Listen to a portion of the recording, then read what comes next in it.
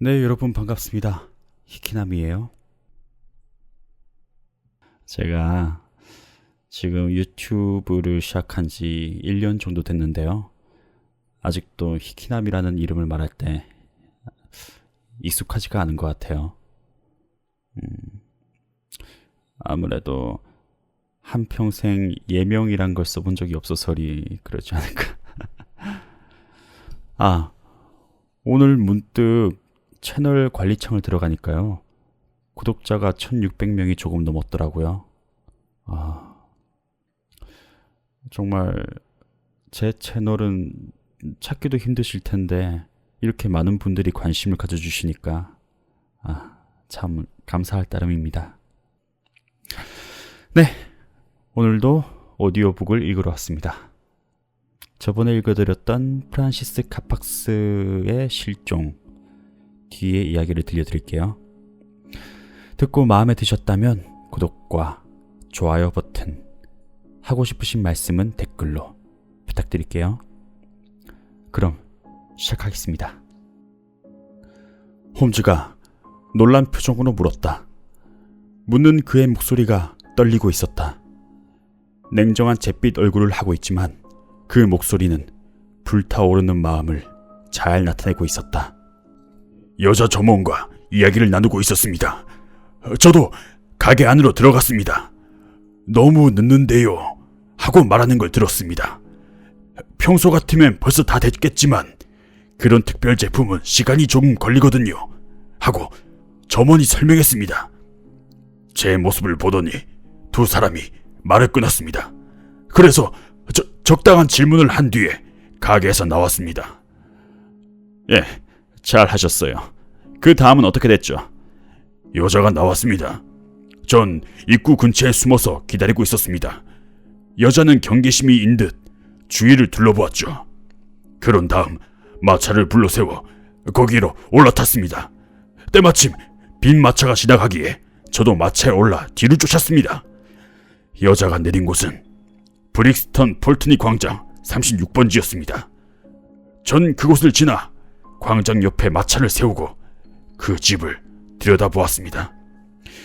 누가 보였나요? 창은 전부 어두웠습니다. 불이 켜져 있는 곳은 1층에 있는 방 하나뿐이었습니다. 블라인드를 내려놨기 때문에 안은 볼 수가 없었습니다. 전 광장 옆에 앉아 기다리면서 지금부터 어떻게 해야 좋을지 생각해봤죠. 그때 덮개를 씌운 집마차가 집 앞에 멈춰섰습니다. 남자 2명이 타고 있었습니다. 집마차에서 내린 남자들은 마차에서 무엇인가를 내렸습니다. 그것이 현관 앞으로 옮겨지는 순간 그게 무엇인지를 알 수가 있었죠. 관이었습니다, 홈즈씨. 홈즈가 신음소리를 냈다. 하마터면 전 그쪽으로 달려갈 뻔했습니다. 관을 옮기는 남자들이 안으로 들어서자마자 문은 닫혔죠. 문을 연 건 여자였습니다. 그 모습을 지켜보고 있던 저를 여자가 힐끗 쳐다보았습니다. 절 알아본 듯 했죠. 놀라는 표정을 짓더니 서둘러 문을 닫았습니다. 그리고는 당신에게 이 소식을 전하러 이렇게 달려온 겁니다. 잘 하셨습니다. 영장이 없으면 법률을 어기는 꼴이 되고 말아요. 죄송하지만 이 종이를 들고 경찰서로 가셔서 영장을 받아오세요. 영장을 발부하려 들지 않을지도 모르겠지만 보석을 팔아치웠으니 괜찮을 겁니다. 레스트레이드 경감이라면 모든 것을 잘 이해해 줄 거예요. 홈즈가 종이 쪽지에 무엇인가를 적으며 말했다. 그 사이에 그녀가 죽을지도 모릅니다. 왜 관을 안으로 들인 걸까요? 그녀를 거기다 넣으려 한다는 것밖에는 달리 생각할 길이 없습니다. 그린씨, 가능한 한 모든 조치를 취하겠습니다. 자, 서둘러 주세요. 그리고 나머진 우리에게 맡겨주세요. 나가세, 왓슨. 그린이 밖으로 뛰어나가자 홈즈가 이렇게 말했다. 이제 곧 경찰이 법에 따라 움직일 걸세. 하지만 우리는 평소처럼 자유롭게 행동하자고. 사태가 긴박해졌으니 어떤 수를 쓰든 나중에 변명할 수 있을 거야. 가능한 한 빨리 폴트니 광장으로 가세. 마차가 전속력으로 국회 의사당 앞을 지나 웨스트민튼 교에 접어들려는 순간 홈즈가 입을 열었다. 그럼 이번 사건을 정리해볼까. 그 악당들은 우선 충실한 하녀를 내쫓은 다음 프란시스 양을 속여서 런던으로 데리고 왔어. 그녀가 보낸 편지도 전부 중간에서 가로챘어. 그리고 악당의 동료 중 한 사람이 가구가 딸린 집을 빌렸어.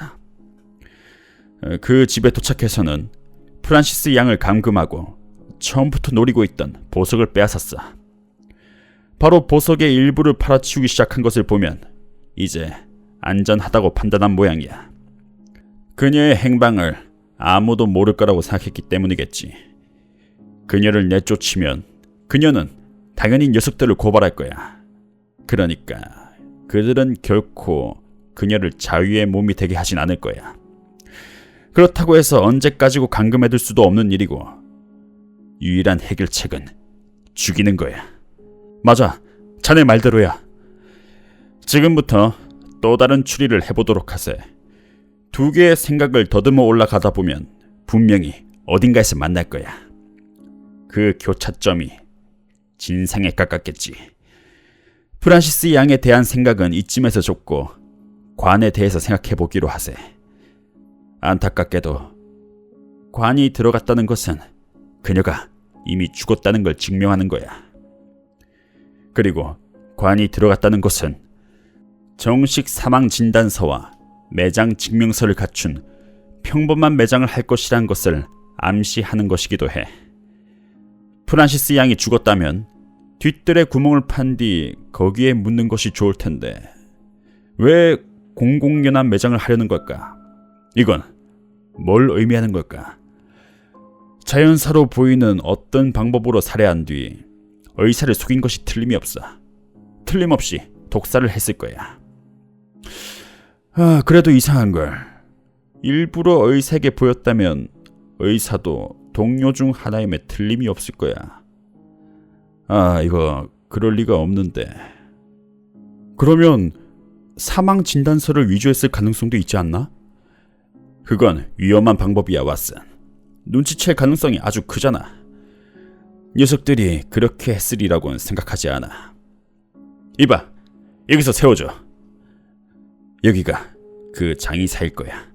조금 전에 전당포 앞을 지났거든. 왓슨, 자네가 한번 가주게. 자네의 차림새라면 절대 의심하지 않을 거야. 그 사람에게 가서 폴트니 광장의 장례식이 내일 몇 시인지 좀 물어봐 주게라. 여점원은 전혀 의심하는 눈치 없이 내일 아침 8시라고 대답했다. 알겠나, 왓슨. 이상한 점이라곤 찾아볼 수가 없어. 정식 절차를 밟고 있다고. 어떻게 한 건진 모르겠지만 정식 서류를 전부 갖춘 거야. 천연덕스럽게 장례식을 치를 생각인 거야. 이렇게 된 이상 정면으로 공격해 들어가는 수밖에 없겠는걸. 왓슨, 자네 무기를 가지고 왔나? 지팡이가 있어. 좋았어. 그거면 충분해. 우리에게는 정이라는 강력한 동지가 있으니까. 경찰이 오기만을 기다리고 있을 시간이 없어. 법대로 행동하려면 아무것도 하지 못할 거야. 마부, 이제 출발해도 좋아. 왓슨, 모든 것을 운에 맡기고 한번 해보기로 하세. 지금까지 수없이 해왔던 일이니까. 홈즈는 폴트니 광장의 면에 있는 크고 어두운 집에 초인종을 힘차게 눌렀다. 곧 문이 열렸다. 희미한 현관의 등불을 뒤로하고 키가 큰 여자가 모습을 드러냈다. 무슨 일이신가요? 여자가 어둠 속에 서 있는 우리를 엿보듯 그렇게 바라보며 쌀쌀 맞은 목소리로 말했다. 슐레징거 박사님을 뵈러 왔어요. 홈즈가 말했다. 여기에 그런 사람 없어요. 이렇게 말하고 문을 닫으려 했지만 홈즈가 문 틈으로 발을 넣어 그것을 막았다. 어떤 이름을 사용하고 있든 그건 상관없어. 난 이 집의 주인을 만나러 온 거요. 홈즈가 뚜렷한 어조로 말했다. 순간 여자가 당황하는 듯 했다. 그러자 곧 문을 열었다. 그럼 안으로 들어오세요. 제 남편은 누구를 만나든 겁날 게 없는 사람이니까요. 집 안으로 들어서자 여자가 문을 닫고 오른쪽에 있는 거실로 우릴 안내했다. 그리고 방에서 나가더니 가스등을 켰다. 남편이 곧 오실 겁니다. 여자의 말은 틀리지 않았다. 곰팡이 핀 방을 둘러볼 틈도 없이 문이 열리더니 수염을 깨끗이 깎은 거구의 대머리 사내가 성큼성큼 방 안으로 들어왔다. 붉은 빛이 도는 얼굴로 뺨에 살이 밑으로 쳐져 있었다. 인정 많은 사람처럼 행동하고 있지만 아기가 담긴 잔인한 인매가 그런 인상을 지워버리고 있었다. 호호호호, 뭔가 잘못 알고 오신 것 같습니다만 여긴 찾고 계시는 집이 아닙니다. 좀 더 안으로 들어가셔서 물어보시면. 사람 좋아 보이는 조용한 목소리였다. 아니요, 됐어요. 우물쭈물할 시간이 없습니다. 당신은 애덜레이드의 헨리 피터스, 바덴과 남아메리카에서는 선교사인 슐레징거 박사로 행세했어. 내가 셜록 홈즈인 것처럼 그건 틀림없는 사실이야. 슐레징거 박사로 행세하던 피터스가 깜짝 놀라 홈즈의 얼굴을 빤히 바라보았다.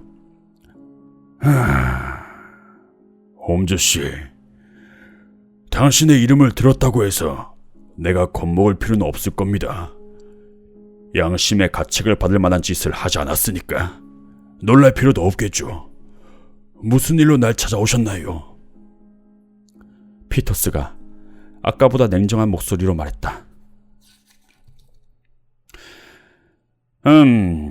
네가 프란시스 카팍스 양을 어떻게 했는지 알고 싶어서.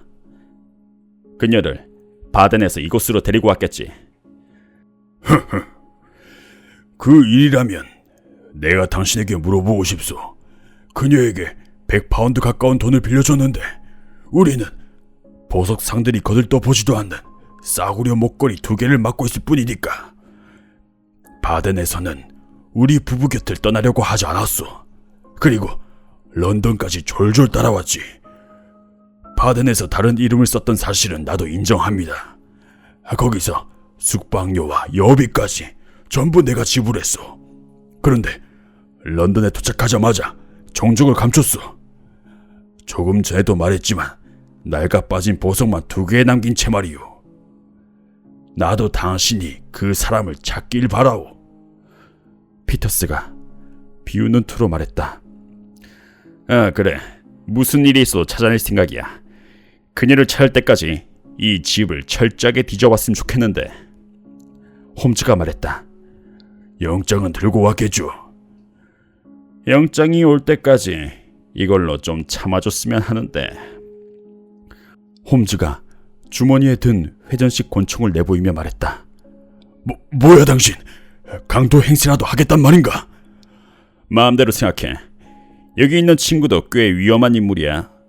지금부터 우리 둘이서 이 집을 뒤져봐야겠어. 홈즈가 즐겁다는 듯이 말했다. 저기 문을 열었다. 애니, 경찰을 불러! 스커트를 입고 복도를 달려가는 여자의 모습이 눈에 들어왔다. 현관문이 열리고 닫히는 소리가 들려왔다. 시간이 없네, 왓스. 피터슨, 우리를 방해하면 가만두지 않을 거야. 조금 전에 들어온 관은 어디 있지? 관을 어쩔 생각인데 안에 죽은 사람이 들어있다고. 그럼 확인을 해봐야겠지. 거절하겠네. 그럼 억지로 열어보는 수밖에. 홈즈의 움직임은 놀랄 정도로 민첩했다. 피터스를 옆으로 밀쳐내더니 순식간에 거실로 들어갔다. 반쯤 열린 문이 바로 눈앞에 있었다. 열어보니 그곳은 식당이었다. 발길을 반으로 줄인 샹들리에가 달려있었으며 그 밑 테이블에 관이 놓여 있었다. 홈즈가 가스등을 받게 했다. 그러자 관 안에는 마르고 쇠약해진 채 죽은 시체가 누워 있었다. 네, 여러분. 제가 중요할 때 끊어서 되게 죄송한데요. 오늘은 여기까지 읽어야겠습니다. 이 다음 편은 분량이 얼마 남지 않았기 때문에 제가 빠른 시일 내로 올려서 후에 통편집본도 얼른 만들겠습니다. 네, 오늘 들어주셔서 감사하고요. 모두 좋은 밤 되세요.